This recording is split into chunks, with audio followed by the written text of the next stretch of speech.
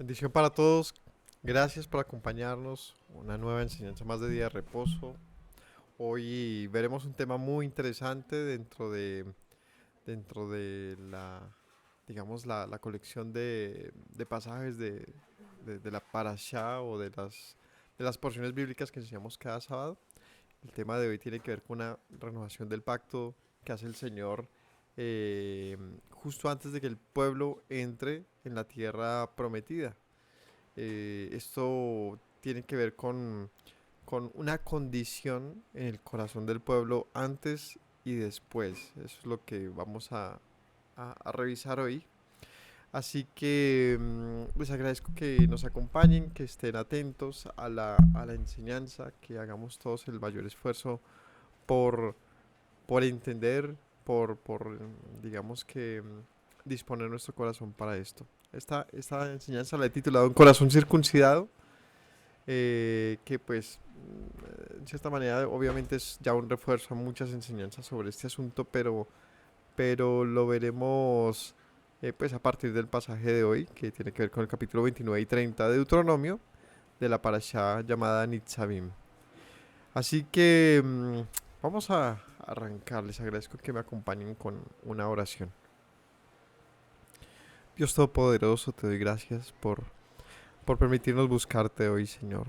Rogándote que hables a nuestro corazón, que quebrantes nuestro ser, Señor, y nos permitas entender tu voluntad, que nos permitas llenarnos de ti, Señor. Queremos que nuestro corazón sea renovado con tu presencia.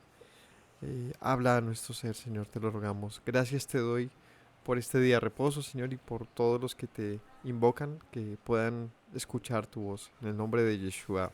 Amén. Esta se llama Nitzavim. Capítulo 29 de Deuteronomio. Vamos ahí, acompáñenme. Acompáñenme y arranquemos. Dice así. Estas son las palabras del pacto que Yahweh mandó a Moisés que celebrase con los hijos de Israel en la tierra de Moab, además del pacto que concertó con ellos en Horeb. Entonces, contexto, ¿dónde están? En Moab. ¿Qué es Moab? Una zona eh, al sur de lo que sería la tierra prometida, de lo que es Israel. Eh, no solamente es una zona, sino que también pertenecía a, a unos pueblos que serán conocidos como los moabitas, que fueron eh, parientes de los israelitas en el sentido de que tienen un ancestro en común. ¿Cuál es el ancestro en común con los moabitas? Lot, mucho tiempo atrás, familiar de Abraham, sobrino. De allí vendrían los moabitas y bueno, estos se establecen allí más o menos en el sur oriente de Israel, donde se establece Moab y los moabitas y ¿cuál es el otro? Los amonitas, Amón y Moab. Y ellos Israel llega a esa zona y allí tiene que pelear contra un rey. ¿Se acuerda con estos reyes? De Esbón, ¿se acuerdan? De Og, rey de Basán. No porque quisiesen pelear, de hecho era innecesaria esa lucha, sino más bien fue porque estos reyes buscaron pelea, digamos, y se enfatizaron, se, se volvieron tercos con la intención de destruir a este pueblo que lo único que pretendía era pasar, decirle hasta luego, seguir a la tierra prometida, pero ellos se obstinaron en destruirlos por el miedo que les representaba ver pasar un pueblo tan grande y cruzar por sus tierras. Entendible, pero completamente torpe de parte de este pueblo. Era mejor haber hecho una alianza de tipo garantícenos que van a cruzar y que no va a pasar nada. Ellos prefirieron ir a la guerra, asumiendo que podrían vencerlos. Y en esa historia, si recordamos, incluso contratan a Balaam, un profeta divino, para que, para que maldijese a este pueblo. Sin duda, estos reyes de esta zona estaban asustados de lo que representaba Israel. Ya también seguramente habían oído de lo que Israel había hecho a los egipcios. Pues era una noticia ya vieja, ¿no? ¿Cuánto tiempo llevaban a... Esa noticia cuánto tiempo tenía? Más de 40 años. Todo el mundo la conocía. Y seguramente ese miedo de van a pasar y nos van a destruir, no lo analizaron tan bien. En vez de decir, ellos no se quedaron con lo de los egipcios, o sea, no se van a quedar con estas tierras. Ellos tienen un propósito. Lo que hicieron fue, llenos de sus miedos y de su intención de acabar con los israelitas, entrar en guerra con ellos y terminan, pues, perdiendo estos reyes de esa zona. Versículo 2. Ah, bueno, y decía que estas son las palabras del pacto que mandó celebrar allí, como el pacto que se concertó en Horeb. ¿Horeb dónde es? Es el monte de Horeb, ¿cuál es? Es el monte de el Sinaí. En el monte del Sinaí, donde se establece pues el pacto, ¿no? Cuando el Señor les habla en medio de las nubes, del monte que humeaba con gran poder, mostrándoles señales y establece lo que se conocerían como las 10 palabras. Y es de allí que ordena a Moisés que suba para darle a conocer su palabra y lo que conocemos ahora como la ley, como la Torá. Bueno, todo eso se establece allí, en el Sinaí. Pero unos 40 años después ya están aquí en Moab y viene una renovación del pacto. Porque quienes están acá, ¿quiénes son? Los hijos de los que estuvieron en el Sinaí. Ya son los descendientes, han pasado prácticamente una, una generación, porque los que estaban en el Sinaí, la mayoría, ya habían muerto para este momento, lo que estaban eran sus hijos. Así que antes de pasar al siguiente nivel, era necesario confirmarles dentro del pacto. ¿Listo? Ese es el propósito de lo que está pasando acá. Moisés, versículo 2, pues llamó a todo Israel y les dijo, ustedes han visto todo lo que Yahweh ha hecho delante de sus ojos en la tierra de Egipto, a Faraón y todos sus siervos y a toda su tierra. Las grandes pruebas que vieron vuestros ojos, las señales y las grandes maravillas, pero hasta hoy Yahweh no os ha dado corazón para entender, ni ojos para ver, ni oídos para oír. Y esta frase, el versículo 4, es la clave y es en lo que va a girar toda la predicación de hoy. ¿Qué dice? Hasta hoy Yahweh no os ha dado corazón para entender, ni ojos para ver, ni oídos para oír. ¿Hemos oído esa frase en algún lugar? La verdad no es una frase desconocida y se repite en diferentes pasajes de la escritura. Este es el origen de la frase. No sé si lo teníamos presente. Es una frase de la Torá que quizás el mayor recuerdo que tenemos es de Yeshua diciéndoles, porque ustedes viendo no ven, le preguntan, Señor, ¿cuál es el propósito de las parábolas? Este es el propósito, que viendo no vean, y oyendo no oigan, y teniendo corazón no entiendan para que yo no los sane. Y Yeshua ahí está citando de hecho a un profeta, al profeta Isaías en una profecía. Y los apóstoles también replican esta, esta frase que ya es como un verso, ya es popular, ¿no? Es como un refrán prácticamente. Teniendo corazón, no entienden, teniendo ojos, no ven, teniendo oídos para oír. Esto lo recordamos en otro pasaje donde se refiere a los ídolos. Dicen tal cual, los ídolos son los que les adoran, que teniendo ojos no ven. ¿Se acuerdan? Y así. Entonces, ¿qué refleja esto? Aquí de entrada, así como siendo muy rápidos en una pequeña conclusión. ¿Qué refleja esto? Teniendo corazón no entienden, teniendo ojos para ver no ven y teniendo oídos para oír no oyen. ¿Qué refleja esto? ¿Ah? Una incapacidad. Una incapacidad. Vamos a ponerle una palabra que se utiliza generalmente. Vamos a decirla, una incapacidad espiritual. ¿Sí? Exacto. Vamos a ver cómo funciona esta incapacidad que se refleja acá, donde dice, pero el Señor no les ha dado, ¿no? O sea, ¿cómo así? Hay una incapacidad de entender las cosas, pero aquí dice, parece que esta incapacidad depende de Dios y no de nosotros, ¿no? Es lo que pareciera decir esto. Vamos a ver. A ver, aquí dice que Moisés les dice, ustedes han visto todas las cosas, han visto lo que pasó con los egipcios, las historias se las contaron, muchos de ustedes las vieron, otras se las contaron sus padres. Eh, pero lo que sea, todo lo que ha pasado en este desierto, el maná, el, el agua de las rocas, el, el, el haber sido protegidos en este desierto no lo pueden negar, ni hay nadie que se los cuente, ustedes lo han visto, sin embargo, no entienden, ¿no? Y es como un sinsabor horrible de, de ¿para qué todo esto? ¿Para qué todo este tiempo si finalmente el pueblo pareciera que no ve, que no oye, que no entiende? Hay como una recriminación en estas frases, a la vez que está pretendiendo hacer una renovación del pacto, ¿no? ¿Cómo renovar un pacto con un pueblo que no oye, que no ve, que no entiende? Y peor aún, cuando un Dios se les ha manifestado de una manera tan evidente, tan contundente. Es entendible con un pueblo que dijera, pues que nunca se nos reveló, nunca lo supimos, nunca vimos, no sabíamos al Dios no conocido, pero que un pueblo haya visto todas las manifestaciones de Dios y aún así no entienda, ni vea, ni oiga, pues obviamente es una recriminación. ¿Hasta dónde va esto? Y, pues lo más complejo es pensar, dice, pero es que Dios no les ha dado el corazón para entender. ¿Por qué no? ¿No? O sea, ¿qué significa esto? Entonces, versículo 3 decía, las grandes pruebas que vieron sus ojos, las señales y grandes maravillas. Versículo 5, les he traído 40 años en el desierto. Sus vestidos no se envejecieron, sus calzados no se envejecieron, y tampoco en el desierto comieron pan, no bebieron vino ni sidra, para que supieran que yo soy Yahweh, su Dios.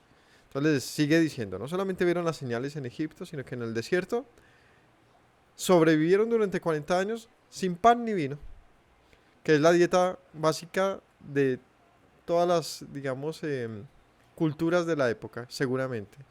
El pan y, y el vino, ¿no? Es decir, ¿por qué no comieron pan?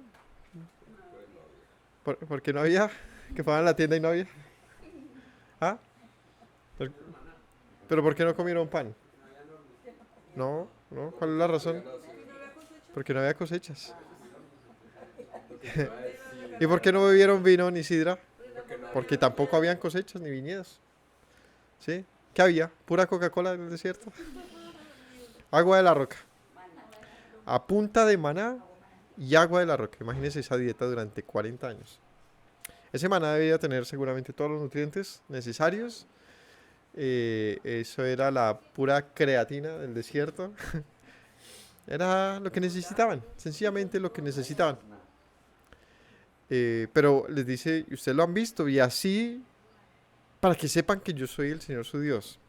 Para que sepan que yo soy el Señor su Dios. O sea, ¿para qué es, durar 40 años en una situación tan difícil, sino para que hubiese un resultado al final de eso? ¿Para qué uno pone un alfarero, pone sus vasijas ya labradas, las mete en un horno y espera? ¿Para qué lo espera? Para que finalmente salga una obra que tenga la resistencia que él necesita, el acabado, el detalle la apariencia que él necesita. Si requiere otra, la deja mayor tiempo o menor tiempo. El tiempo y la temperatura va a depender del resultado que él espere. O como los herreros, ¿no? ¿Por qué meter el fierro en mayor temperatura, en menor, luego la golpea, luego la mete en el agua, pero a veces no lo hace? ¿De qué depende? Pues de la dureza, la flexibilidad, la densidad, etcétera, que espere de ese metal. Así que depende de la intención del que sabe qué está haciendo. ¿Qué esperaba Dios dejando a un pueblo 40 años en un desierto para que al final, cuando va a terminar ese periodo, dice, pero no han entendido nada? Pareciera que no hay nada que hacer con la humanidad, pareciera, ¿no? O sea, eh, los rescaté.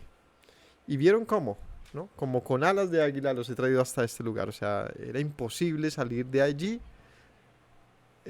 a menos de que hubiese una gran rebelión.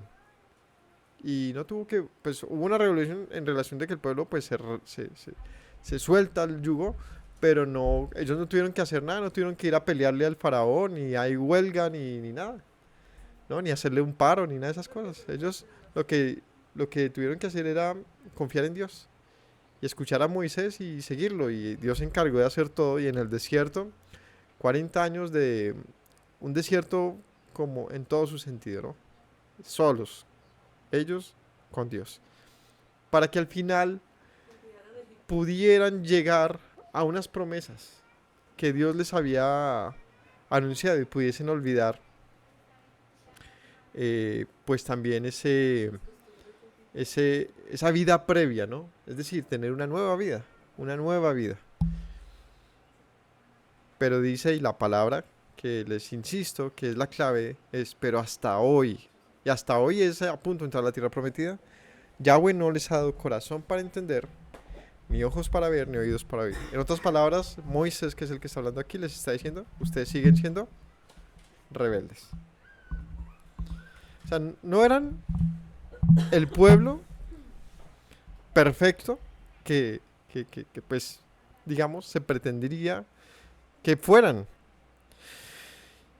Y si para este momento, hijo, me regalas el cargador, si para este momento no lo son, ¿qué esperanza hay, no? Como que uno dice, pero si con una generación uno dijera, bueno, es que la anterior estaba viciada, eran esclavos, no sabían de libertad, estos ya nacen en el desierto, ya crecen allí, crecen libres, no crecen con los dioses egipcios, crecen conociendo a un Dios en el desierto, crecen viendo todas las señales de Él y crecen con la esperanza de algo que recibirán. Y llegan y están a punto de obtenerlo y dice Moisés, pero es que no entienden, no oyen y no ven. O sea, es desalentador, ¿no? Cuando analizamos el pasaje suena como, entonces ¿para qué los entra a la tierra? ¿Por qué no los deja dar otras vuelticas hasta que llegue ese momento? Quizás la respuesta es más triste aún, y es porque quizás nunca pase nada. Es decir, demuestra una condición previa del hombre y una incapacidad del hombre, en esencia, una incapacidad donde se entiende entonces por qué el usar Dios no les ha dado corazón. O sea, depende de Dios entonces. Depende de un trabajo conjunto, pero donde finalmente ese entendimiento, esa comprensión, esa vista, esos sentidos afinados tendrán su fruto si Dios así lo permite. Y suena eso también difícil de asimilar, o sea que todo depende de Dios, porque Dios entonces no simplemente le da a la humanidad un corazón para que entienda. O sea, si depende de Él, ¿por qué no lo hace? Sigamos, la respuesta está en los mismos pasajes. Bueno, entonces les dice, ustedes han visto cómo los he tratado, con amor, como un padre con su hijo. Es como cuando uno se da viaje con el hijo, ¿no? Uno apenas le da una mochilita pequeña, algo que él pueda cargar, con lo que pueda ayudar, pues uno se lleva las 3 toneladas encima y el niño dice tiene hambre y uno espérese, carga la mochila grandota y busca allí tan, y le da y se monta y sigue.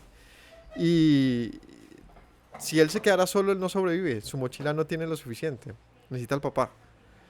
Y pareciera que el papá de Mago saca toda esa mochila, todo lo necesario y le da todo el sustento. Así iba el pueblo con Dios. Ellos solos no podían absolutamente nada. Tenían una mochilita y ¿qué cargaban en esa mochila? Como Joshua, unos dinosaurios. Que eran sus estatuas de Egipto. No tenían nada. No tenían nada. Perecerían inmediatamente. Pero el Señor de su mochila, en el sentido de la parábola, tome su agüita, tome su pan, no, más nada, no necesita más. Eso es lo que usted necesita en este viaje hasta que lleguemos al destino. Y todo el camino el niño haciéndole pataleta y pataleta, llega un momento en que como que se amansa, pero amansarse no significa entender. Amansarse a veces simplemente es asimilar, asimilar una forma de vida, pues ya no eran esclavos. Ya es, bueno, esto es lo que nos tocó y ya. Es como, ¿por qué los beduinos son beduinos? Pues porque es su costumbre. Vivir en el desierto cuando pueden vivir en una ciudad, pues es su costumbre. Es decir, uno tiene esa capacidad de adaptarse, pero eso no significa necesariamente entender. Es decir, el entender es algo mucho más profundo y significa propósito. Como esa frase también clásica de una vida con propósito. Eso era lo que Dios esperaba de un pueblo, que entendiera que ellos estaban en su propósito por una razón, más allá de yo los escojo porque quiero y yo los entro porque quiero, como una deliberada manera de Dios proceder sin razón alguna, sino porque quiere. Si dejamos todas las cosas así, sí suena como injusto Dios. ¿Y por qué no quiere con el resto? ¿Y por qué no con todos? Pues porque no es solamente querer, también es que Él es sabio y Él tiene unas razones. Que el pueblo hubiese llegado a entender las razones de Dios y verse dibujado en esas razones, pues era la idea. De eso se trataba, de que ellos entendieran por qué el Señor había hecho así con ellos y por qué entonces los iba a introducir a una tierra más allá de porque quiso. Que a veces suena como simplemente un dicho, un capricho y un dicho. Para decir, como el pueblo, ¿no? Como decía Yeshua, ustedes dicen que son hijos de Abraham y por eso tienen todo ganado. Y se convierte en un dicho, ¿no? Yo soy, y entonces de malas. Entonces dice Yeshua, él levanta piedras, de las piedras puede levantar hijos. O sea, no pretendan que es casarse con una cita y decir, yo aquí me agarro y diga lo que quiera el otro, pero no he entendido nada. Es algo muy profundo. Y él dice, pues si no, lo que pasa es que no entiendes nada aún. Y versículo 7, y llegaron a este lugar. Entonces aquí vuelve a la escena. Han pasado 40 años y estamos acá ahora. Pelearon y pelearon salieron a pelear con Seón, rey de Hezbón, con Og, rey de Basán, que es la historia que les conté al principio, delante de nosotros fueron a pelear y los derrotamos. Tomamos su tierra, dimos por heredad a Rubén y Gad y a la media tribu de Manasés. Guardarán pues las palabras de este pacto, las pondrán por obra para que prosperen en todo lo que hagan. Entonces por último dice, y siendo guerreros, y sin ser guerreros, perdón, vencimos a dos pueblos. Que por la misma dureza de estos pueblos, pues terminaron sí perdiendo su tierra, aunque no era el propósito. O sea, la idea era que ellos pasaran a la tierra prometida, pero el Señor les permite, les concede tomar esta tierra. Y el versículo 9 ya empieza algo nuevo. Dice, guardarán pues las palabras de este pacto.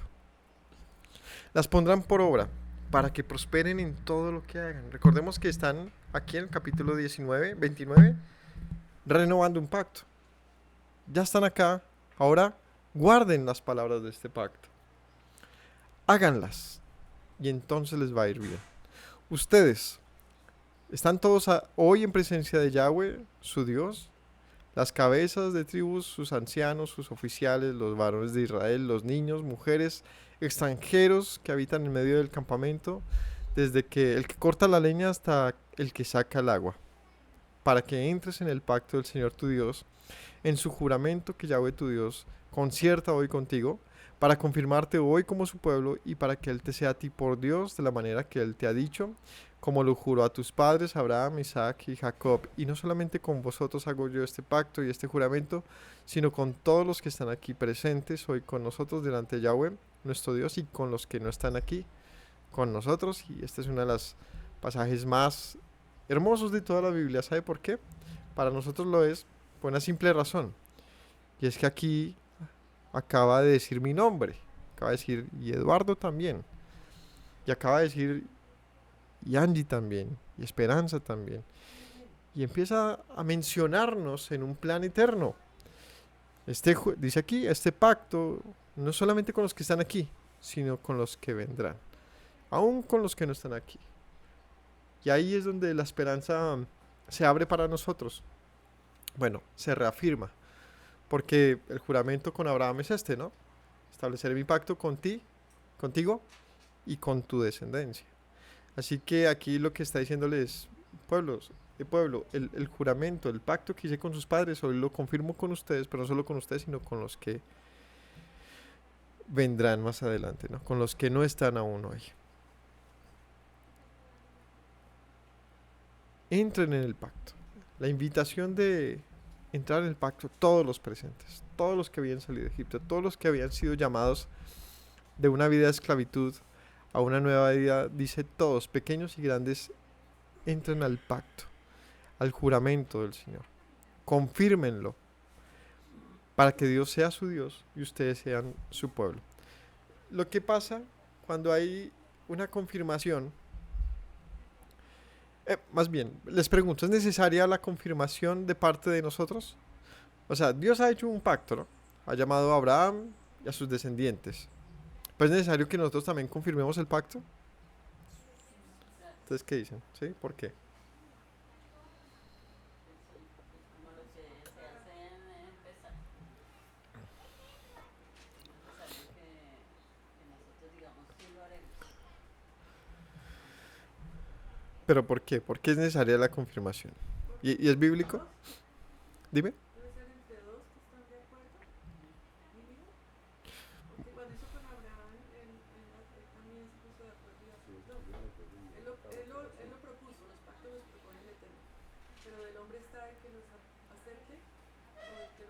Ok, ¿qué? Entonces, dicen sí, porque es un compromiso entre dos, porque nosotros debemos pues aceptarlo, confirmarlo. ¿Qué pasa si uno no confirma el pacto de Dios? O sea, si él ha hecho un juramento, él ha hecho un juramento con Abraham y su descendencia, y si la descendencia de Abraham no confirma el pacto, ¿eso invalidará entonces el pacto de Dios? Entonces, ¿qué De significa? las mismas piedras sacaron. Pero entonces ya no sería con la descendencia de Abraham. Entonces, ¿cómo se entiende?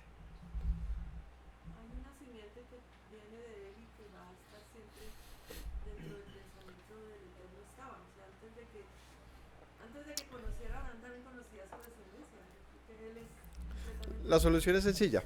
Sí es necesario confirmar el pacto. O sea, no se deja esto. Si no fuese así, pues tampoco le pediría al pueblo que lo confirme. Y no lo hubiese hecho tantas veces como lo hizo. Siempre les dijo, confirmen el pacto, confirmen el pacto. ¿Qué necesidad habría de renovar un pacto si no fuera necesaria una confirmación?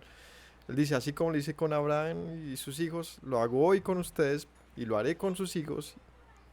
O sea, la confirmación es necesaria porque no solamente representa que Dios confirma con nosotros y nos dice, les recuerdo que con ustedes también fue este pacto, sino que también significa que el compromiso se renueva con nosotros. O sea que no es algo que depende de mis padres o de mis hijos, depende de mí. Que no es una, ni siquiera depende de mi pueblo, no, depende de mí. Es algo que nos pone en una situación de confrontación, Individual. un cara a cara con Dios y nos dice, ¿quieres entrar en mi pacto o no? El juramento está. Yo lo he hecho con Abraham y los que vendrían de él. Por lo tanto, tú puedes aparecer ahí. ¿Cómo, Señor, si yo no soy hijo de Abraham? Bueno, aquí dice con todos, incluyendo los extranjeros que estaban en medio del pueblo. O sea, es necesario que tú te acerques entonces y seas cobijado por la casa de Abraham. Es decir, participa, ¿no? Participa, entra en un compromiso. La confirmación, bíblicamente,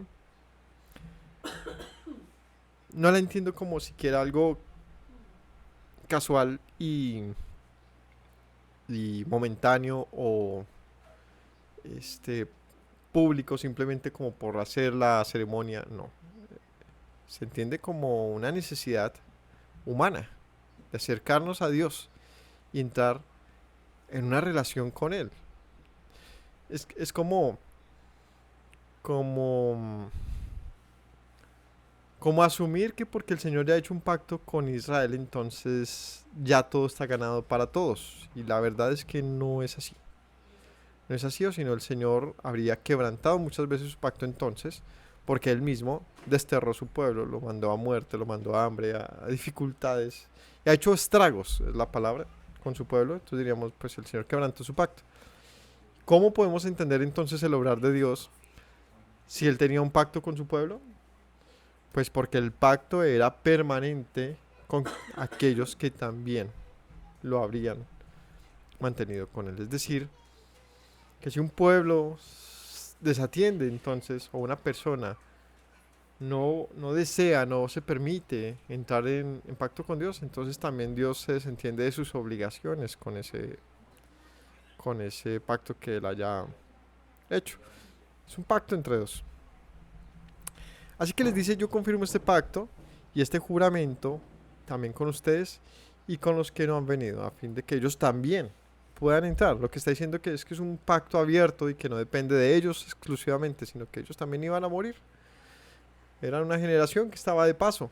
Y han venido otras y otras y otras. ¿Y cuántas generaciones habrán pasado desde esa época hasta este presente? Imagínense, calcúlese la cantidad de generaciones de un evento de hace unos 3500 años.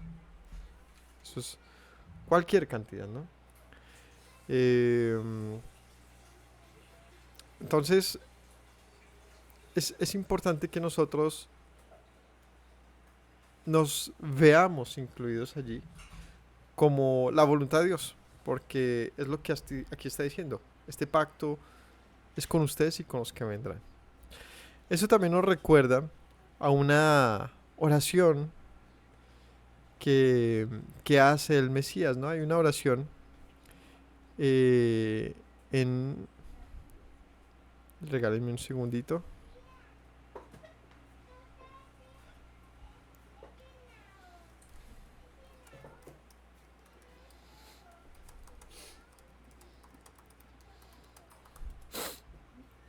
En Juan 17,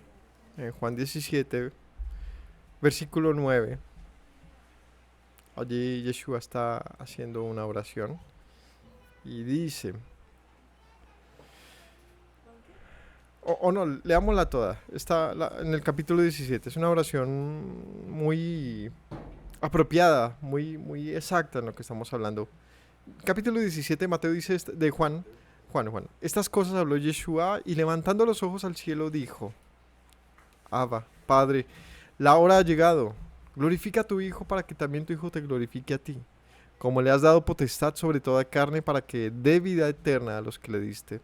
Y esta es la vida eterna. Que te conozcan a ti, el único Dios verdadero, y a Yeshua, el Mesías, a quien has enviado. Yo te he glorificado en la tierra y he acabado la obra que me dijiste que hiciese. Ahora pues, Padre, glorifícame a tu lado, con aquella gloria que tuve antes que el mundo fuese.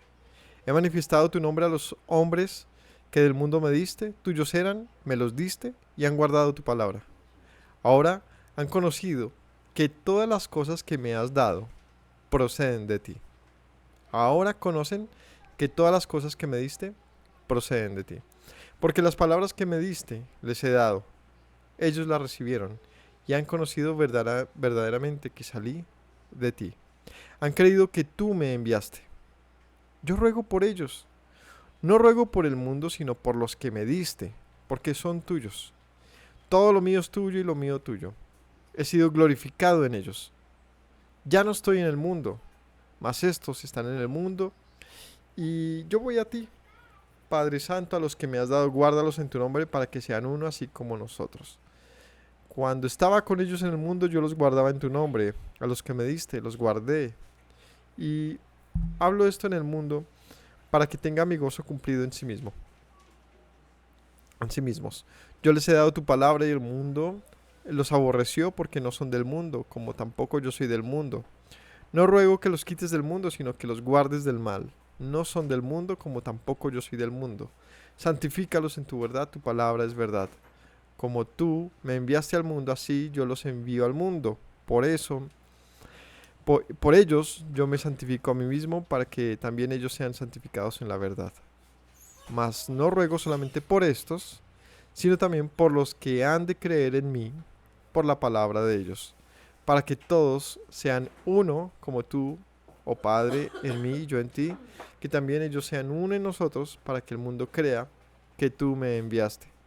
La gloria que me diste no les he dado, yo les he dado, para que sean uno, así como nosotros somos uno.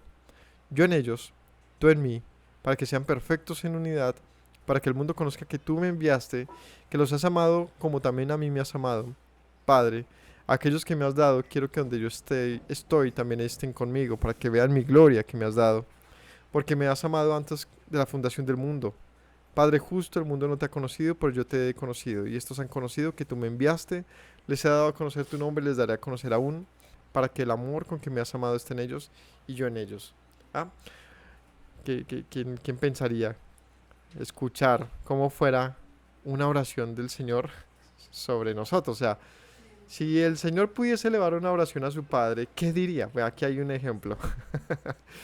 Pide de una manera muy bonita, muy cariñosa por sus discípulos, por los que habían creído en Él. Y dice, y es la palabra que quería resaltar, pero no solo te pido por ellos, sino por todos los que han de creer en mí, por la palabra de ellos, para que todos sean uno como tú, oh Padre, en mí, yo en ti, ellos sean uno en nosotros. En conclusión, ¿qué está pidiendo Yeshua? Te ruego, Padre, que estos que han de creer, es decir, los que vendrían en el futuro, como vimos también en el pasaje de Deuteronomio, es decir, los que no han llegado, los que no están en pacto aún y que podrían llegar, los que han de creer, que lleguen entonces y sean uno en mí como yo en ti. Está pidiendo por unidad, por ejad, por un pueblo que sea manifiesto y que sea evidente que procede de Dios. Así que Yeshua hace esta oración y nos recuerda la importancia de que nosotros entendamos de que nosotros hemos estado desde siempre en sus propósitos, ¿no? Hemos estado dibujados en su misericordia, en su pensamiento, que para nosotros hay lugar en la mesa. Y quizás esto es una frase ya muy común para todos, pero la verdad es que nos hace falta apreciarlo, entenderlo nuevamente. De todos los pueblos que pudieran ser liberados de su esclavitud, ¿por qué escoger a este? De todas las naciones que podrían haber sido sanas, ¿por qué esta? De todas las personas que podrían haber sido rescatadas, ¿por qué nosotros? Y darnos cuenta que es algo que Él ha hecho de una manera, digamos que voluntaria, genuina, compasiva, abierta, pública, por el puro afecto de su voluntad, y que estar aquí en este presente, contando esta historia acerca de nosotros, sin el propósito de sentirnos arrogantes, sino más bien humildes y decir, no dependía de mí porque yo tenía un corazón duro, no veía y no oía y era esclavo. Y en esa condición, pues nos trae a un presente donde nos dice, quiero hacer un pacto contigo. Finalmente, ¿qué cambiaría al hombre entonces si no eran los hechos de Dios, sus hazañas, si no era tampoco su protección o su sustento? ¿Qué cambiaría al hombre? Vamos a ver. Para analizar, si no es todo lo que ha hecho por mí, entonces, ¿qué me puede cambiar aquí el corazón? ¿Cierto? O sea, ¿de qué depende? Decía, Dios no les ha dado corazón. O sea, ¿de qué dependía entonces? Volvamos a Deuteronomio 29:16. Ustedes saben cómo habitamos en la tierra de Egipto, cómo hemos pasado por el medio de las naciones por las cuales han pasado, y han visto sus abominaciones, ídolos de madera, piedra, plata y oro que tienen consigo. No sea que haya entre ustedes varón o mujer, familia o tribu cuyo corazón se aparte hoy de Yahweh nuestro Dios, para ir a servir a los dioses de estas naciones. No sea que haya en medio de vosotros raíz que produzca hiel y ajenjo. Suceda que al oír las palabras de esta maldición, él se bendiga en su corazón diciendo, tendré paz, aunque ande en la dureza de mi corazón, a fin de que con la embriaguez quite la sed. No querrá Yahweh perdonarlo, sino que entonces humeará la ira de Yahweh y su celo sobre el tal hombre, se asentará sobre él toda maldición escrita en este libro y Yahweh borrará su nombre debajo del cielo. Lo apartará Yahweh de todas las tribus de Israel para mal, conforme a todas las maldiciones del pacto escrito en el libro de la ley. Y dirán las generaciones venideras, sus hijos que se levanten después de ustedes y el extranjero que vendrá de lejanas tierras, cuando vean las plagas de aquella tierra y sus enfermedades que Yahweh le ha hecho enfermar, azufre, sal, abrasora, azufre y sal, abrazada toda su tierra, no será sembrada ni producirá ni crecerá en ella hierba alguna, como sucedió en la destrucción de Sodoma, Gomorra, Adma y Seboim, las cuales Yahweh destruyó en su furor y en su ira. Mas aún todas las naciones dirán, ¿por qué hizo esto Yahweh a esta tierra? ¿Qué significa el ardor de esta gran ira? Hasta ahí. Leímos varios versos. Aquí va a otro punto, ¿no? El Señor les insiste, entren en pacto conmigo. Entren en un pacto conmigo. Y no lo invaliden. Porque ustedes vieron qué pasó con las naciones idólatras. Y van a entrar a un territorio que es así. Cuídense de no desviar su corazón, no se aparten a servir aquello por lo que aquellas naciones han sido condenadas. porque si lo hacen, si ustedes se bendicen a ustedes mismos diciendo lo que estoy haciendo no está mal, y tendré paz a pesar de que estoy haciendo lo que Dios me ha dicho que no haga, entonces Dios, el Señor, no te perdonará. Y aquí viene otra instancia. ¿Cuál es la siguiente instancia que se menciona aquí? Si tú permites que la dureza de tu corazón te desvíe, pues esto va a traer unas consecuencias grandes. Una cosa es no entender las cosas y otra cosa es extraviarse. Y es la rebelión. Es diferente. Es decir, puede que yo no entienda mucho o parte de lo que Dios pretende hacer o lo que Él quiere hacer. Pero otra cosa es voluntariamente desviarme de su camino, decir, así también se puede. Así también está bien. Porque dice, el Señor no te va a querer perdonar entonces. Porque es muy triste que Él te saque de tu esclavitud, te lleve a una tierra que no era tuya, que fue prometida para los que aceptaron su camino, y que entonces estando allí la robes y te quedes allí viviendo en la esclavitud que tenías antes. Le estás robando puesto a otro, mejor dicho. No es para ti. No serás perdonado, serás cortado del pueblo. Y entonces, ¿qué pasaría si la nación se descarriaba? Si voluntariamente se desviaba del camino del Señor y volvía a tomar una conducta, digamos que ajena, extraña, errónea, pues sobre ellos no habría otra opción que les alcanzara entonces el abandono del Señor. ¿Y qué viene tras el abandono del Señor? Pues en el ejemplo que estábamos, ¿qué pasa si el padre que iba con su hijo en, en su travesía se le desaparece por un rato? ¿Qué pasa con ese niño? Peligra su vida todo el tiempo, todos los días. Todo el tiempo, o sea, pensemos no sé, en cualquier, no necesita ser un desierto, pensemos un padre y un hijo que fueron a caminar por la montaña y el padre se perdió, el niño cogió por otro lado, puede puede morir por cualquier, sí, ¿por qué podría morir ese muchacho? Por falta de agua, por falta de comida. Recordemos que la mochila no tiene nada, tiene apenas sus ídolos, sus juguetes, lo que tenía el pueblo. Y luego va a sacar ese juguete, va a decir sálvame y no va a hacer absolutamente nada, como el pueblo sacó sus ídolos de su mochila, dijeron sálvame y no podían hacer nada por ellos. Y el agua y el pan y la protección ya no existía más. Fueron arrasados por su propia dureza de corazón. Entonces, ¿de qué puede morir ese muchacho? Vea, de las fieras del campo, de caerse por un despeñadero, de frío por la noche, de sed, de hambre, de comer algo que no debía comer, puede ser casado. O sea, todo el tiempo de esa travesía, el tiempo que le dure, es siempre en máxima alerta, en un riesgo constante. Pues eso fue lo que le pasó al pueblo. No es que Dios ensañó en contra del pueblo, no. Simplemente se escondió. Simplemente le dijo, piérdete entonces. Y perderse significaba que era, perderse significaba darse cuenta que ellos siempre estuvieron bien porque Dios estaba con ellos. Que la nación estaba bien porque el Señor estaba con ellos. Pero cuando todo fue a mal, era la evidencia sencilla de que el Señor le había dicho, ve por tu cuenta, ve por tu cuenta. Y dice, y llegará el momento en que las naciones digan, ¿por qué el Señor le hizo esto a esta tierra? ¿Qué significa su ira contra su pueblo? Y esa es la pregunta que se hace el mundo, ¿no? Si es su pueblo y les permite esto. O sea, ¿qué Dios es este, no? Esa es la frase que seguramente llevó al pueblo judío al ateísmo que tiene actualmente.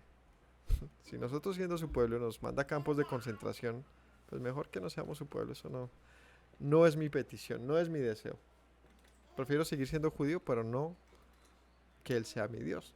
Esa es la petición actual de una gran parte de la sociedad judía en base a su propia historia, que se entiende, ¿no? Se entiende. La pregunta de todos, ¿cómo así?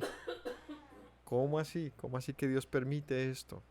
Si es su pueblo. Responderán por cuanto dejaron el pacto de Yahweh, el Dios de sus padres, que él concertó con ellos cuando los sacó de la tierra de Egipto, y fueron, sirvieron a dioses ajenos, se inclinaron a ellos, dioses que no conocían, que ninguna cosa les había dado. Por tanto, se encendió en ira Yahweh contra esta tierra para traer sobre ella todas las maldiciones escritas en el libro. Yahweh los desarraigó de su tierra con ira, con furor, con grande indignación, los arrojó a otra tierra, como hoy se ve. Las naciones, perdón, las cosas secretas pertenecen a Yahweh nuestro Dios, mas las reveladas son para nosotros y nuestros hijos para siempre, para que cumplamos todas las palabras de esta ley. Entonces, ¿cuál es la respuesta al por qué el abandono de parte de Dios? ¿Por qué su ira? Pues porque el pueblo abandona a Dios. Es decir, la rabieta que hace el pelado no dice, pues no quiero, no quiero, no quiero, y se va por otro camino. ¿Y qué debía hacer este padre? Andarle persiguiendo a ver cuándo. Deseaba, pues creo que el Señor lo hizo. Empezó a perseguir a su pueblo con cuerdas de amor.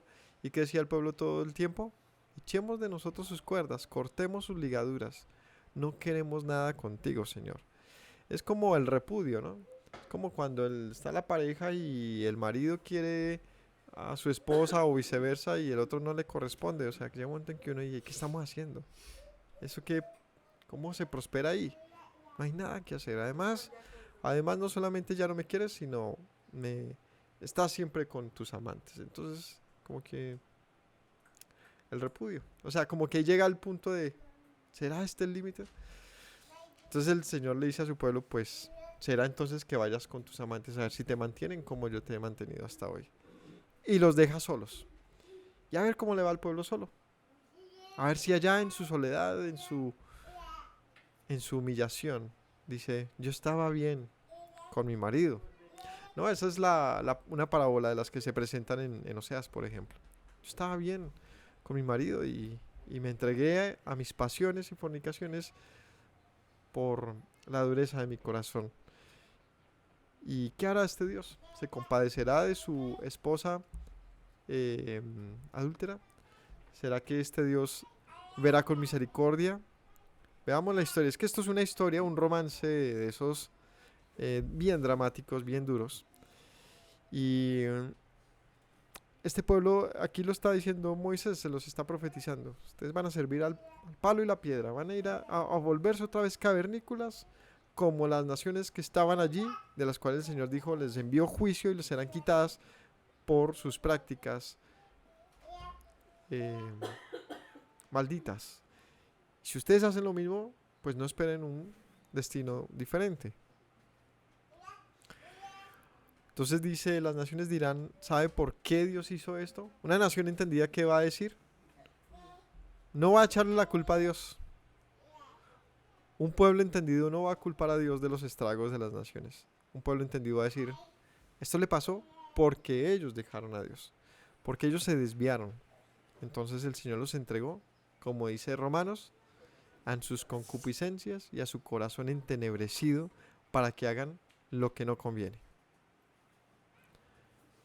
En otras palabras, la parábola que estamos hablando es un niño extraviado que no sabe sobrevivir, que no sabe, que no tiene futuro porque no está su protector con él. Y terminan este verso diciendo, las cosas secretas pertenecen a Yahweh nuestro Dios, mas las reveladas son para nosotros, para nuestros hijos para siempre, para que cumplamos todas las palabras de esta ley.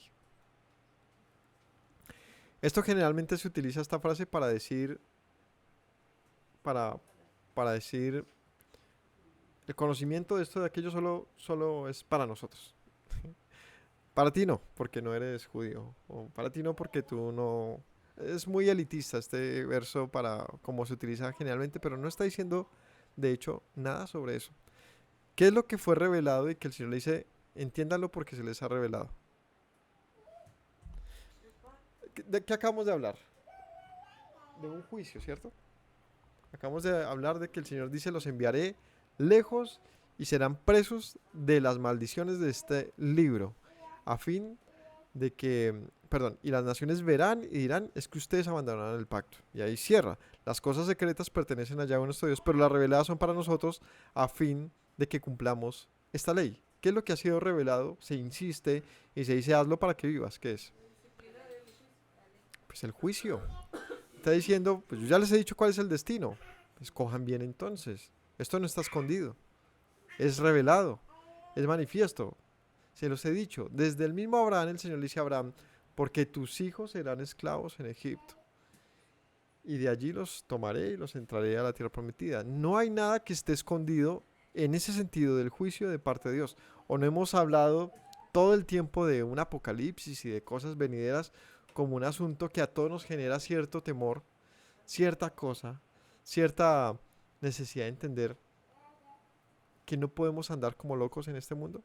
Eso es revelado a fin de que cumplamos la ley. O sea, ¿para qué el Señor nos advierte? Es como el papá, el padre, familia, ¿para qué le dice al hijo, no hagas esto? ¿Por molestarlo? Pues le está evitando problemas, ¿no? Deje de meter los dedos en el enchufe, porque se va a electrocutar. Pues ya se lo ha revelado. Del niño depende meter los dedos o no. No fue escondido.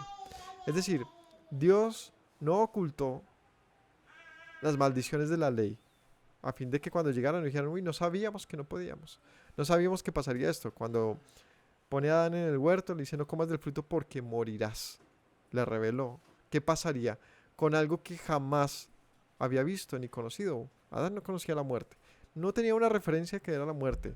Sin embargo, el Señor le había dicho, morirás. Le había revelado algo que no conocía.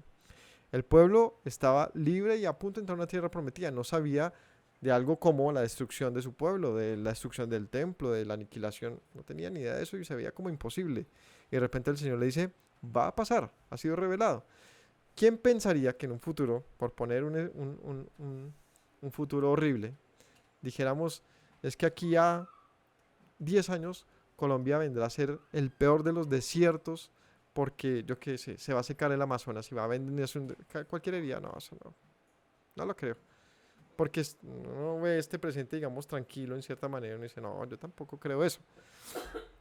Al pueblo también cuesta pensar que las cosas puedan ir a mal de tal manera, ¿no? O sea, una cosa es que no, pueden venir guerras y se entiende, se cree, van a haber dificultades, sí, sí, sí, pero que me digas que, un ejemplo, ¿no? Eso no es así, pero en el ejemplo hipotético, que me digan que en 10 años Estados Unidos va a pasar de ser la potencia a ser el peor de las naciones, destruido, aniquilado y llevado a, uno diría, pues, ahorita lo hemos dibujado porque las películas nos presentan panoramas así, o las bombas atómicas y demás, pero cuesta pensar una realidad de ese estilo. El Señor se lo advirtió a su pueblo y le dijo, dejarán de ser y se irán a las naciones y allí van a adorar como primitivos al palo y la piedra. Uy, qué exagerado. Sí, te lo he revelado. Es difícil. Tienes fe para creer. Y ahí es donde viene el sentido de, ¿crees, Adán, que morirás? Pero no, Señor, ni sé qué es la muerte. ¿Vas a morir? ¿Vas a comer entonces? ¿Vas a desobedecer? Se necesita fe entonces para creer a las cosas reveladas de Dios.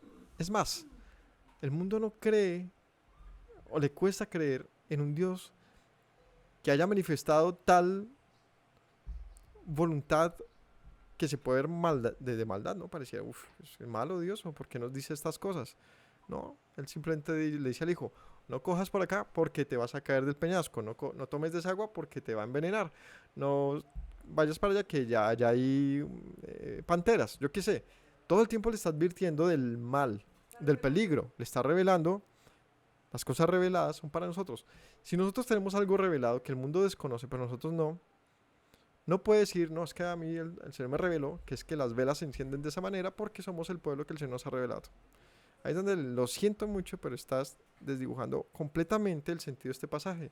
Ahí lo que está diciendo es, tú que sabes que trae muerte y que trae vida, ¿por qué no lo estás enseñando? ¿Por qué no le estás dando a conocer? No es que el Señor lo ha revelado, lo escondido le pertenece a Él. Pero hay cosas que definitivamente no están escondidas, la vida y la muerte. Están ahí tan activas como está claro.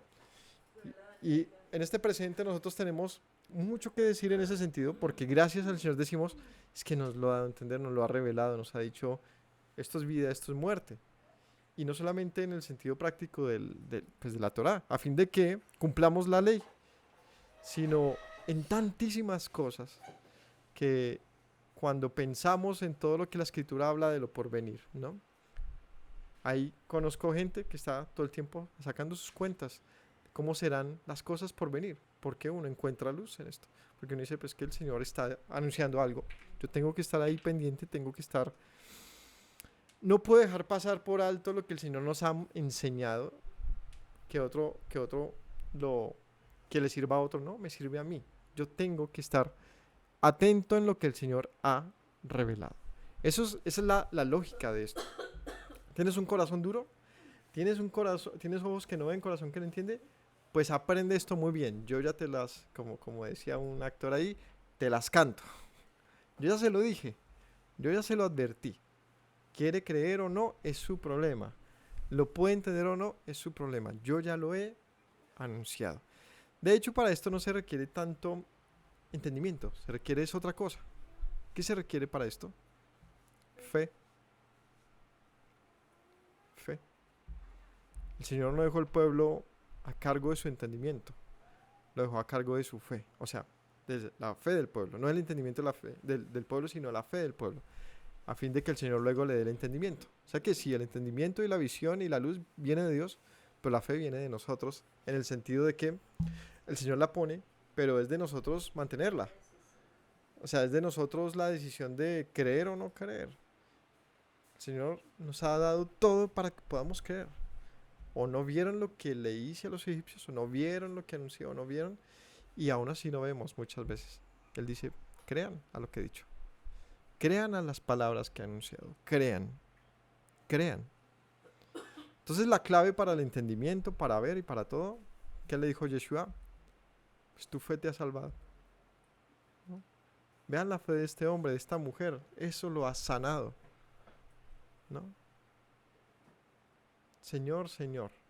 Y la conexión de Yeshua y sus milagros, dándole vista a los ciegos, dándole capacidad al sordo para oír, dándole las habilidades que no tenía, que no podía. O sea, créame que un ciego, por más que intente, no puede ver. ¿Sí? En el plano más sentido, más sensato, obviamente hoy en día pues ya hay tecnología para todo, pero no, hablemos de las cosas más sencillas, quitando todas las habilidades que actualmente tenemos como, como avances, sí, no, hablemos de lo sencillo, ¿no? Alguno dirá, no, pues que dice que el que más quiera no podrá subir un codo a su estatura, ¿no? Hoy en día se estiran hasta el fémur. Entonces uno dice, sí se puede, sí, pero entienda que no es lo que quiere decir eso. Lo que está diciendo es que por más que tú empujes para estirar, no lo vas a estirar. Y por más que hagas esfuerzo, no vas a poder abrir tus ojos si estás ciego. Depende de él entonces. Hay cosas que él ya las dejó disponibles para que las podamos hacer, pero otras no. Y dependemos de él. El ciego no puede ver por más que se esfuerce, ni el sordo oír, ni el torpe podrá entender, a menos que, y el Señor lo pone entendimiento como un sentido más tan difícil de adquirirse como el ciego adquirir la vista. Lo pone al mismo nivel. Y es difícil analizar eso porque uno dice, pues que no somos entendidos acaso. Pues la evidencia de que no es así es que, ¿y entonces por qué no entiende la humanidad? Si habláramos de los 5 sentidos, yo diría que, o de los 6, o bueno, eso ya ponen hasta 8 sentidos, digamos que un noveno, un décimo, un quinceavo sentido es el entendimiento. El entendimiento. A nivel bíblico, es uno. Dime. Hay que tener cuidado y sabemos que lo que vemos fue hecho lo que no vemos. Entonces lo que no vemos tiene más grandeza. Hay que tener cuidado cuando las personas no entienden el texto y dicen, esto le pertenece.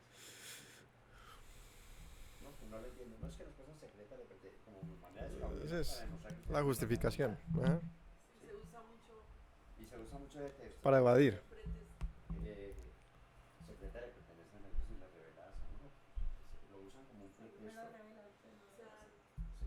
Sin desconocer que hay cosas que no conocemos, porque lo que no vemos es mayor que lo que vemos, porque de eso fue hecho lo que vemos. Entonces, eso es mayor.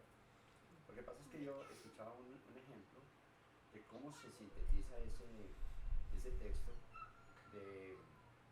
La palabra dice que fue El punto es que este pasaje del versículo 29 no se nos convierta en una excusa para desentender entonces, o para obviar una responsabilidad delante de Dios y como adjudicárselo a él, ¿no?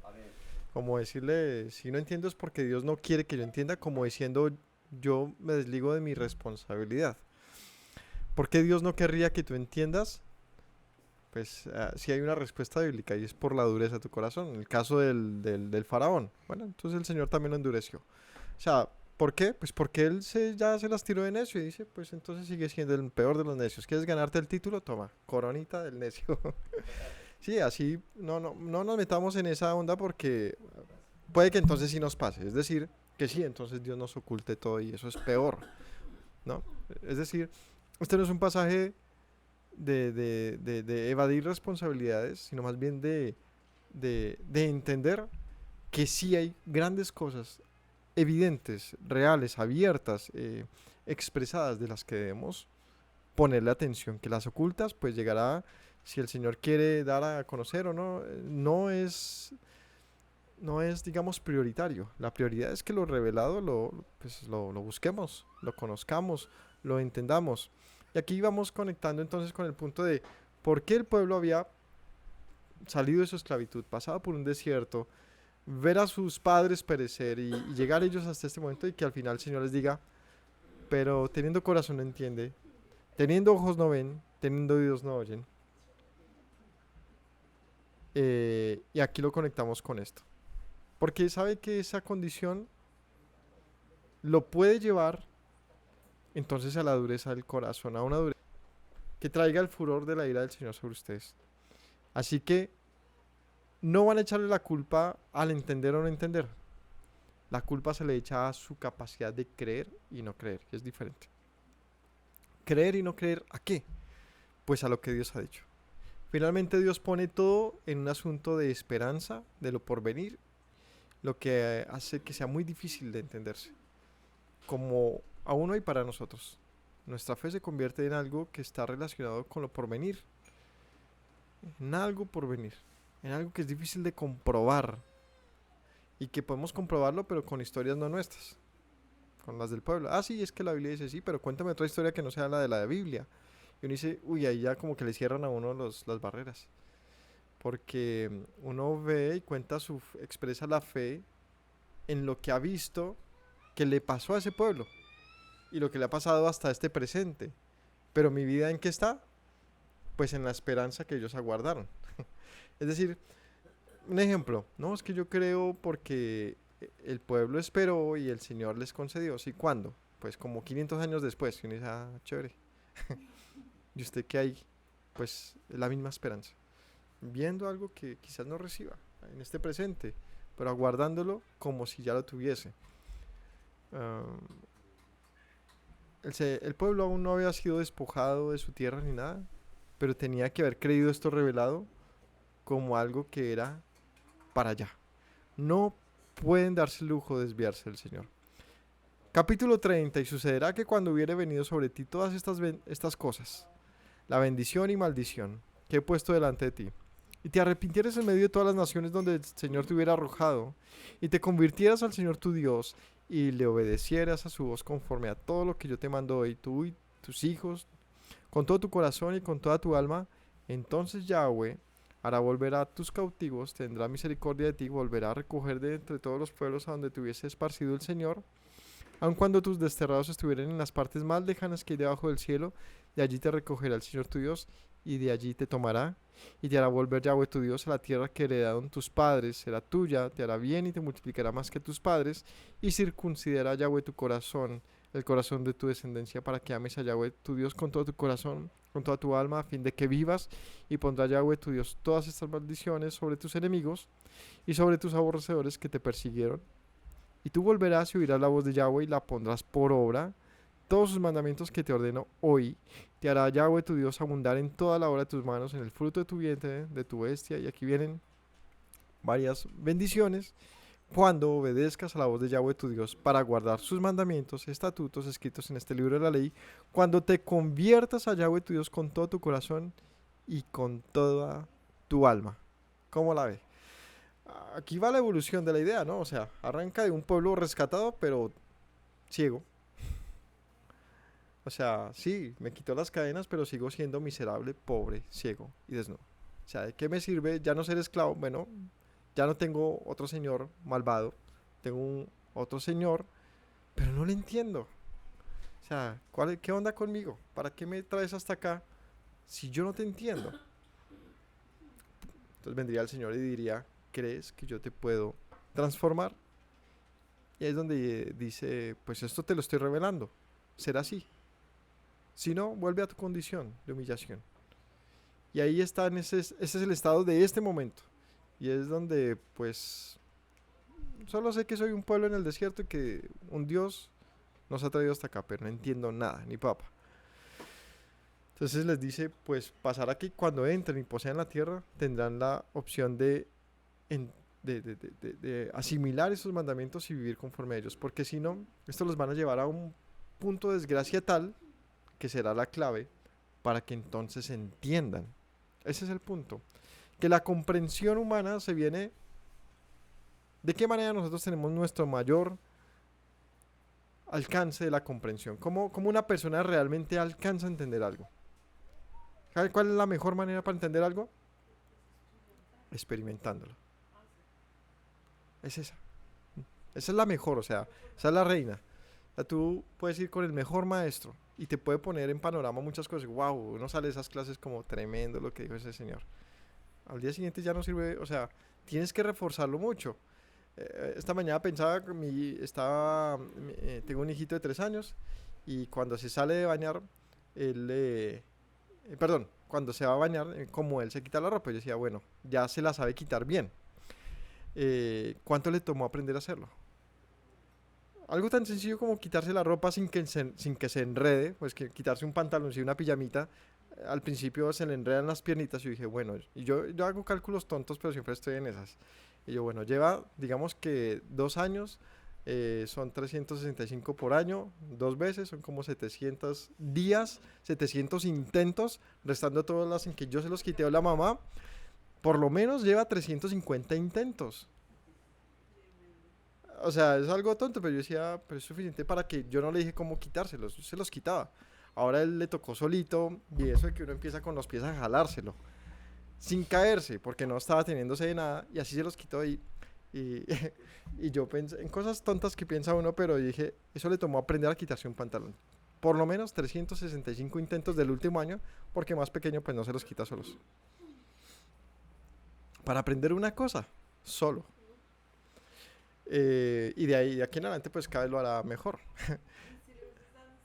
Y si lo hubiese, y pues seguramente nosotros le habremos dicho par cosas, pero lo que quiero decir es que es en el ejercicio constante que, que, que se aprende. Y si seguramente se cayó en par ocasiones, se enredó, papi no puedo, pues eso es lo que le enseñó más pronto a hacer algo. La experiencia, por tanto, resulta ser la madre de todas las enseñanzas. Y el Señor le dijo al pueblo, es que no me pueden entender lo que les digo, porque como palabras que lleva el viento se llevó esto que les acabo de decir, que sufrirán desgracia. También se los llevó el viento cuando les dije que serán benditos. No sirve para ustedes, al parecer. Así como le dije a Adán, no comas porque morirás, se lo llevó el viento hasta que murió. Y hasta que el pueblo sufrió su bendición y su maldición. Y todo el mundo diría, uff, pero qué tragedia. No, señor. No fue una tragedia desde la siguiente óptica. Entonces, la tragedia está en pensar en todo esto, ¿no? Es vivirlo. Es difícil, pero cuando ves el resultado de esto, ¿cuál es el resultado de esto? Lo que dice el capítulo 30. Y pasará que cuando haya venido sobre ti todas estas cosas, bendiciones, maldiciones, y estés en los confines de la tierra donde el Señor te haya mandado, y allí, dice aquí en el 2, te conviertas. ¿Dónde se convirtió el pueblo? Ah, no. Ni en Egipto, ni en el desierto, ni en la tierra prometida. ¿Dónde se convirtió el pueblo con todo su corazón? En medio de la desgracia, lejos, pero conociendo a Dios. Es decir, una cosa es que yo no conozco a Dios, es el Dios de Abraham, no mío. Y él dice, ven, hago un pacto contigo. Y él se da a revelar y dice, pues que no lo entiendo. No te entiendo, Señor. Dice, ok. Entonces vas a tener una vida hasta que me entiendas. Y esa vida ha llegado a ser tan hostil que llega el momento en que dice, ahora te entiendo. Pero ¿dónde estás en esa parte del camino? Tan lejos de casa que pareces a un hijo pródigo.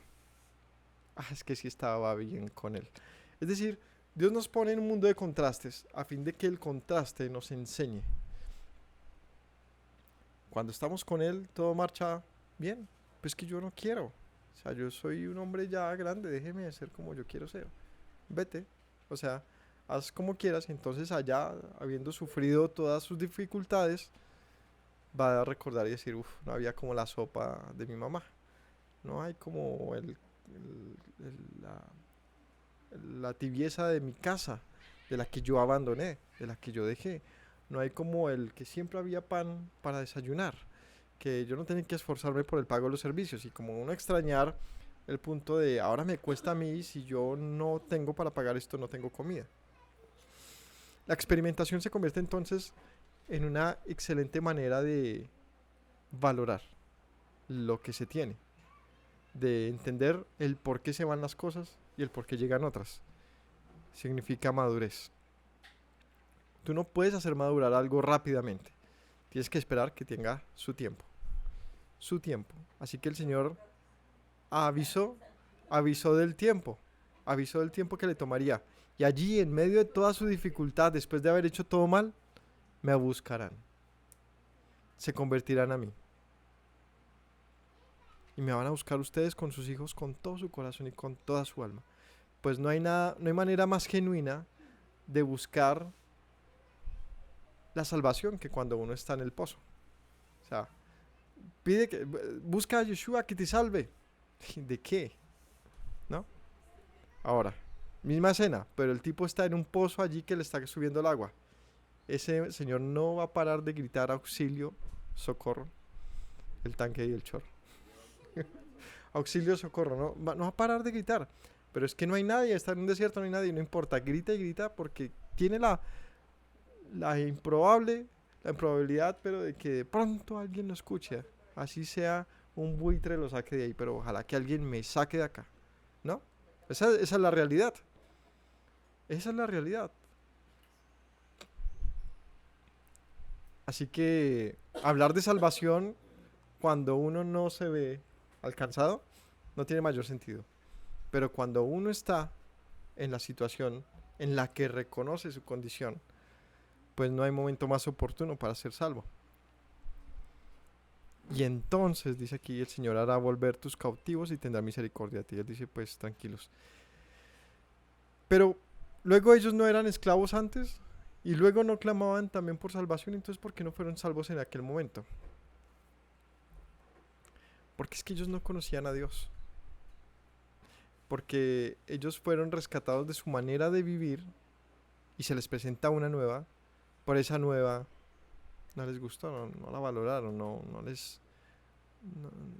no tuvo propósito para ellos, no les dio buen sabor.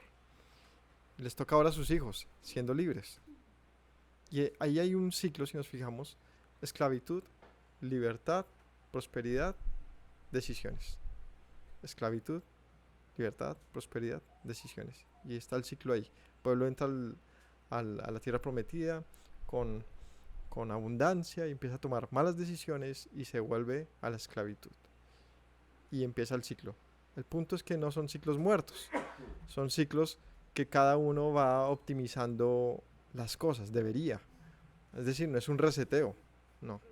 Es un asunto donde hasta el día de hoy seguimos mirando como hacia atrás, con retrovisor. Es un retrovisor que sí optimiza las cosas. O sea, ¿cómo ponen los vehículos a andar en el mercado? Después de cientos y miles de pruebas y de simulaciones. Y créame que todas han sido una mejora de la anterior. Una mejora, a fin de que lo que llegue al final sea lo más óptimo. ¿Sí? Y uno ve el pueblo del Señor y decimos, ¿es óptimo? Bueno, ¿a qué te refieres con pueblo del Señor? Si nos referimos a los que hemos atendido, yo diría que sí. Y me refiero a todos aquellos que en el mundo, al día de hoy, guardan la Torá, reciben el testimonio del Mesías y ven conforme a eso. Estoy seguro que si lo hacen de verdad, usted ve la manera de andar de esas personas y es óptima. No le roban a nadie, viven de una manera íntegra, respetan sus hogares, cuidan a sus hijos, son personas con sabiduría, etc. O sea que sí. Y si hablas con ellos, ¿qué te van a decir siempre? Van a coger esta historia y van a mirar en el retrovisor y van a decir, es que vea, por esto y por esto hacemos así. Es decir, sí se ha evitado la necesidad de repetir la experiencia. Es decir, yo sé que la experiencia enseña mucho, pero también escuchar. Y para escuchar se necesita fe. O sea que sí se hace uso de la fe como el resultado de muchas experiencias. O sea que sí, la prueba produce fe. O sea, el resultado final, la paciencia produce prueba, la prueba esperanza, y la esperanza finalmente es fe. La fe, la esperanza es una fe a largo plazo. Es esperar. Es esperar al tal plazo que Abraham tuvo que esperar miles de años. O sea, su fe era un evento de miles de años. Y lo contempló y exacto. Entonces, ese es el punto. Ahora, decíamos aquí que en el versículo 5 del 30, Yahweh te hará volver a la tierra que le dieron tus padres, será tuya, te hará bien, te multiplicará más que a tus padres y circuncidará Yahweh tu corazón y el corazón de tu descendencia para que ames a Yahweh con todo tu corazón, alma y vivas. Entonces, el Señor va a circuncidar el corazón. ¿De quiénes? De aquellos que, viendo su historia, su pasado, y viéndose allí humillados, buscando a Dios entonces y volviendo a sus mandamientos, entonces ya lo que no era entendimiento se convierte en un entendimiento mediante la circuncisión del corazón. ¿Esto cómo se ve a nivel histórico? Bueno, aquí vamos a ver un par de citas para terminar. Entonces decía, cuando arranca el pasaje del capítulo 29, el pueblo no tiene corazón para entender, ni ojos para ver, ni oídos para oír, ¿cierto? En Isaías, capítulo 6, versículo 9, dice, el pueblo escucha pero no entiende, ve pero no percibe, endurecido está en su corazón, ¿no? Veamos cómo le dice Isaías.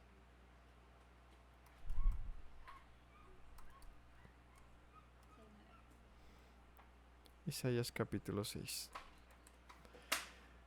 Dice en el 9, le dijo al profeta, anda y di a este pueblo, oíd bien y no entendáis, ved por cierto, pero no comprendáis. Engruesa el corazón de este pueblo y agrava sus oídos y ciega sus ojos para que no vean con sus ojos, ni oigan con sus oídos, ni su corazón entienda, ni se conviertan, ni haya sanidad. Y yo dije, ¿hasta cuándo, Señor? Hasta que las ciudades estén asoladas, sin morador, y no haya hombre en las casas, y que la tierra esté hecha un desierto, hasta que Yahweh haya echado lejos a los hombres y multiplicado los lugares. Y esto es lo que fue profetizado como maldiciones. Aquí se están ejecutando. ¿Hasta cuándo el pueblo va a entender? Pues hasta que lleven su estado a la condición más sufrida, más dura. Hasta que no sobrevenga todo esto, no van a entender. Así que dile al pueblo que eso les va a pasar. O sea, sígueles anunciando que no ven, ni oyen, ni entienden. Eso es muy duro. O sea, dile hoy a cualquier comunidad israelita, judía y demás, que en general ni se oye, ni se ve, ni se entiende. ¿Y qué te van a decir? Jamás. Nosotros oímos, vemos y entendemos. ¿Seguro? Porque es que todo mundo en su generación, en su momento, se ha visto entendido. ¿O no mataron al Señor de esa manera? Tú eres el blasfemo y tú eres el que está haciendo todo mal. ¿Cómo nos cuestionas a nosotros? Es difícil asimilar que uno pueda estar ciego, sordo y sin entendimiento. Es difícil. Pues esa era la tarea del profeta, decirle al pueblo que así estaba. Creía que eran intocables hasta que les llegó todo el mal que les llegó. ¿Qué dice Ezequiel 12:2? Ezequiel 12, versículo 2.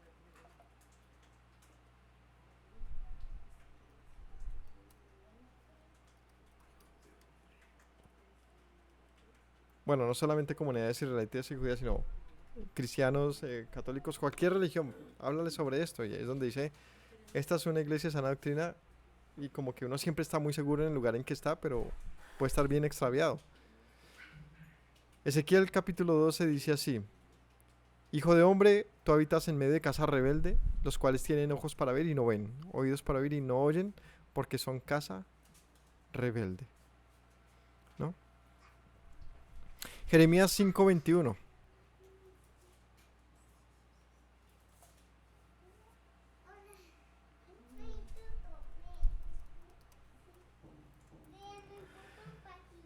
Oíd ahora esto, pueblo necio y sin corazón, que tiene ojos y no ve, y oídos y no oye. Es una constante, ¿no? Una manera de decirle, hablemosle al viento, porque pues como que no hay quien oiga, ¿no?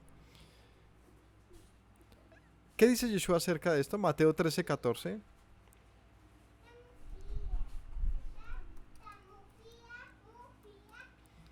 Dice allí Mateo 13, leamos Mateo 13 y ya les digo la cita exacta. Dice, desde el versículo 10, acercándose a los discípulos le dijeron, ¿por qué hablas en parábolas, maestro? ¿No? Esto es después de una serie de parábolas, las conocidas, como por ejemplo la del sembrador, que es la que está aquí en particular. Es decir, si sabemos que es una parábola, ¿qué es? Sí, ¿qué es? Sí, es una figura, es una forma literaria. Hoy en día, ¿cómo se le llama a las parábolas? Una fábula. Es una historia ficticia que deja una enseñanza detrás, ¿cierto? Y le preguntan, maestro, ¿y por qué usas de esta figura, no? Como decía por ahí en un videito de Instagram, decía alguien, si el Señor fuese, si él fuese comunicador, sería el mejor de todos, porque hacía reels o, eh, lo que hoy en día nosotros vemos una historia muy cortica, ¿no? De 10, 20 segundos y queda uno con tremenda enseñanza. Si así era Yeshua, deja una parábola de 3 líneas y queda todo el mundo como tremendo. Sería el más grande influenciador. Donde hubiese tenido redes, me imagino, como fuera. Y claro, cuando tú ves sus parábolas son cortas, contundentes y con una profundidad que se puede navegar en ellas. Entonces decía, maestro, ¿por qué hablas por parábolas? Respondiendo Yeshua dijo, porque a ustedes les he dado saber los misterios del reino de los cielos, pero ellos no, a ellos no. Porque cualquiera que tiene, se le dará, y tendrá más, pero el que no tiene, aun lo poco que tiene le será quitado. Por eso les hablo por parábolas, porque viendo no ven, oyendo no oyen, ni entienden. De manera que se cumpla la profecía de Isaías, la que leímos. De oído oiréis y no entenderéis. Viendo veréis y no percibiréis, porque el corazón de este pueblo se ha engrosado. Con los oídos oyen pesadamente, han cerrado sus ojos para no ver con los ojos, oír con los oídos y con el corazón entender, y se conviertan y yo los sane. Pero benditos vuestros ojos porque ven, vuestros oídos porque oyen, porque cierto os digo, que muchos profetas y justos desearon ver lo que veis y no lo vieron, ni oír lo que oís y no lo oyeron. ¿Qué es lo que tocaba ver, oír y entender? Pues en este caso, ¿qué estaba pasando? Estaba más ni menos que Yeshua haciendo milagros por doquier y viendo no veían. Y oyendo lo que él decía, no entendían. Y dice, pues qué sanidad va a haber para un pueblo tan torpe. O sea, ¿qué se puede hacer ahí? Pues déjalos que se hundan en su falta de ceguera, en su falta de vista y de oído. No pueden ser sanos. Déjalos.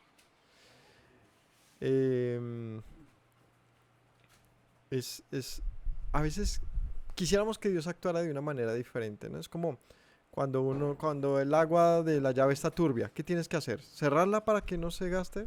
Tienes que dejarla fluir para que salga todo el mugre y todo lo que está mal, hasta que llegue un momento en que salga limpia. No puedes retenerla, no debes. El Señor actúa de la misma manera, tiene que dejar que el pueblo, pues entonces, caiga preso de su propia falta de entendimiento y entonces pueda ser también separado, quitado de ahí y quede un pueblo que sí ve, sí oye, sí entiende. Por eso dice, pero bendito ustedes que sí pueden ver y oír.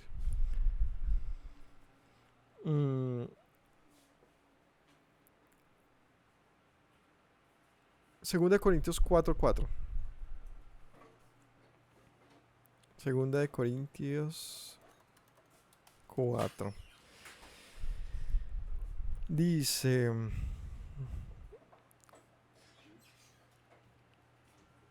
porque Dios, no, 4:4 atrás, allá, no, desde el 3. Si nuestro, 4:3, si nuestro evangelio está encubierto, entre los que se pierden está encubierto. ¿Quiénes no entienden esto? Pues lastimosamente un pueblo que se perderá. Y con ese pueblo no me refiero a una comunidad, no me refiero al mundo entero que está a puertas de un abismo. En tinieblas no ve. Está encubierto, no pueden verlo. En los cuales el Dios de este siglo cegó el entendimiento de los incrédulos para que no les resplandezca la luz del Evangelio y la gloria del Mesías, el cual es la imagen de Dios. ¿Quién cegó el entendimiento de los incrédulos? ¿Ah? ¿Quién cegó el entendimiento de los incrédulos? ¿Y quién es el Dios de este mundo?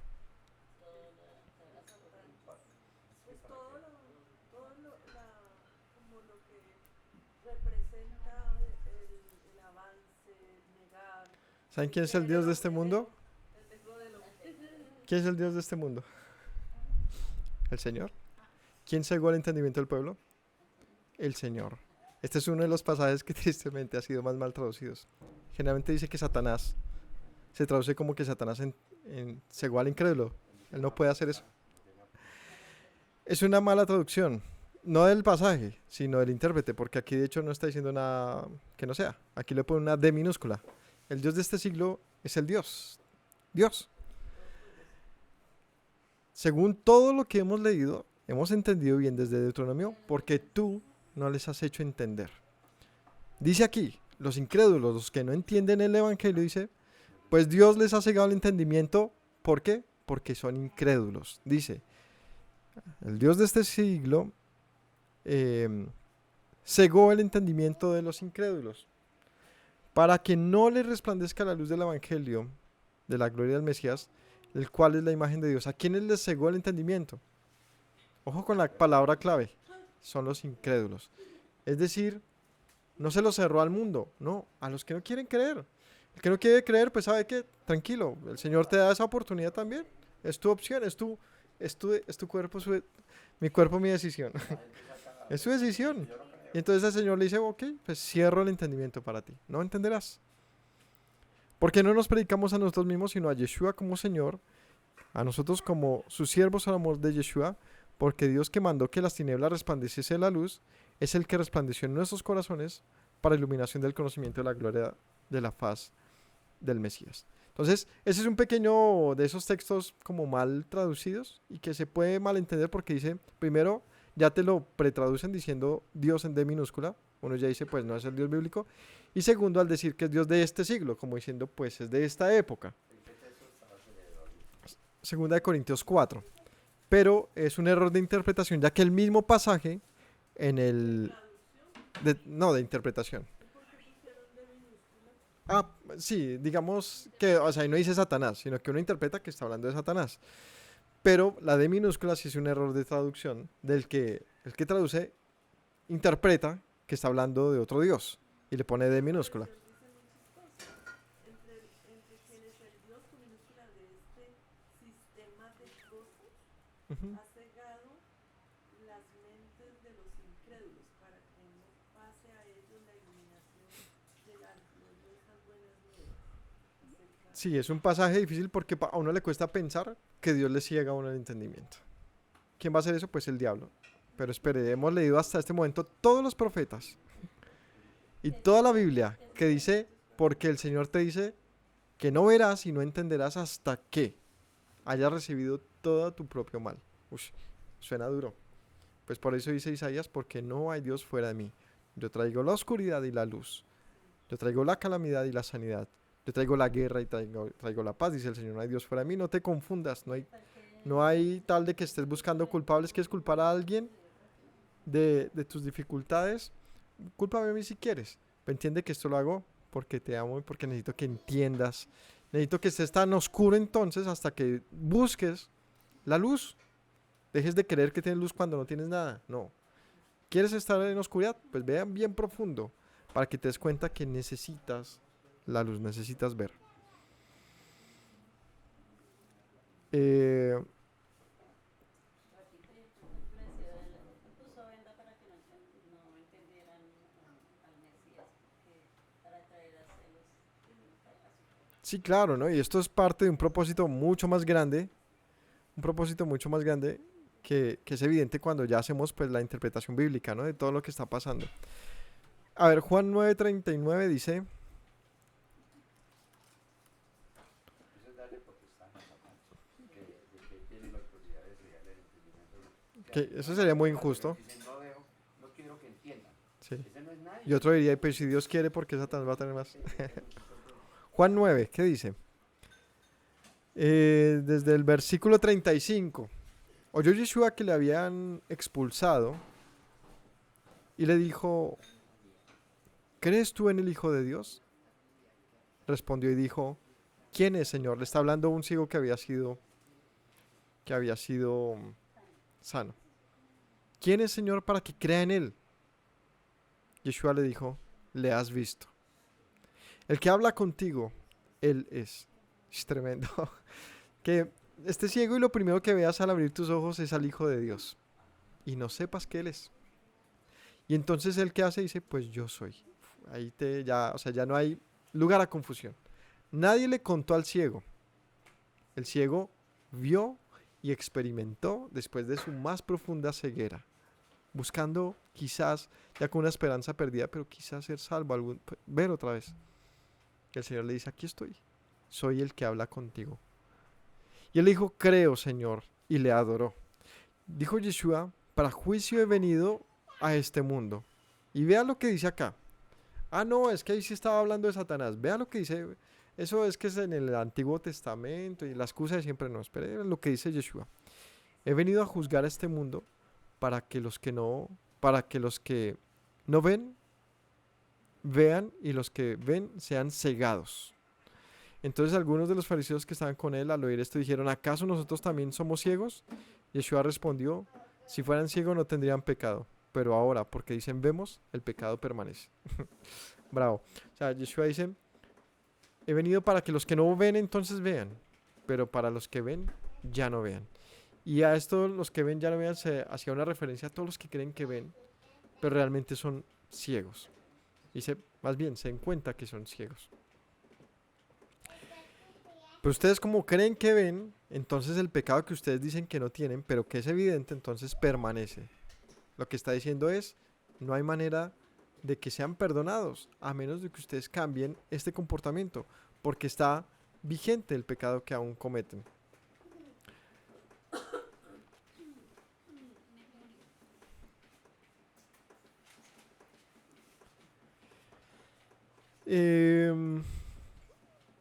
Yo creo que vamos a dejar ahí. Tengo más citas para darles y ya enfocándonos en el tema de la circuncisión del corazón, pero es que el tema crece ya mucho. El tema de la circuncisión del corazón es algo mucho más robusto.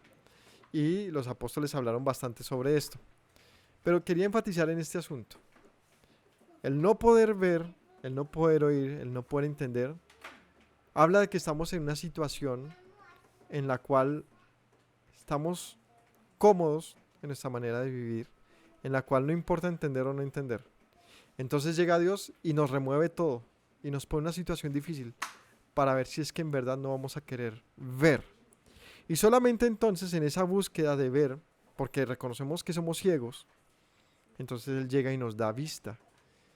Y por lo tanto ya no tenemos un corazón incrédulo, sino que ahí viene la promesa del Espíritu.